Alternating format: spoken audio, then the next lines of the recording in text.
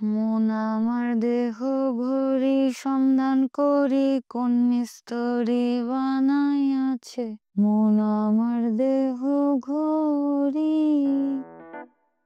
আচ্ছা, আমাদের শরীর কিভাবে বোঝে কখন ঘুমাইতে হবে আর কখন জাগতে হবে? আসেন এক্সাম্পল দিয়ে বুঝি। উনি শিশির রায়। ওনার শরীরও আপনার আমার মতো একটা 24 ঘন্টার দেহ ঘড়ি বা সার্কাডিয়ান রিদম মেনে চলে। সারাদিন উনি কাজ করেন, চা বানান, গান করেন। এই পুরা সময়টাতেই ওনার শরীরকে অ্যাক্টিভ রাখে ব্রেইনের মাস্টার ক্লক, যেটাকে বিজ্ঞানীরা ডাকেন সুপ্রাকায়াজমাটিক নিউক্লিয়াস নামে।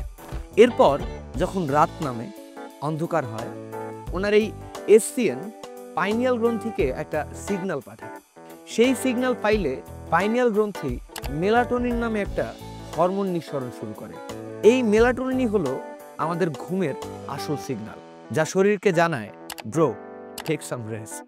কিন্তু যখন শিশির রায় ঘুমাতে গিয়ে শুয়ে শুয়ে ফোন স্ক্রল করেন, বিপত্তি ঘটে সেখানেই। তার ফোন থেকে যে উজ্জ্বল নীল আলো বের হয়, সেটা তার চোখের মাধ্যমে ব্রেইনের এসসিএনকে কনফিউজ করে।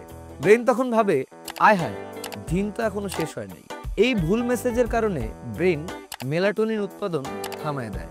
ফলে শরীর ক্লান্ত থাকলেও ব্লক হয়ে যায় ঘুমের সিগন্যাল, যার পরিণতিতে শিশির রায়ের ঘুম আসতে দেরি হয় এবং তার ঘুমের যে চক্র, সেই চক্রটিও পিছিয়ে যায়। আর এই কারণেই পরদিন সকালে অফিসের জন্য ঘুম থেকে উঠতে তার এত কষ্ট হয়, কারণ তার দেহ ঘড়িতে তখনও রাত চলছে।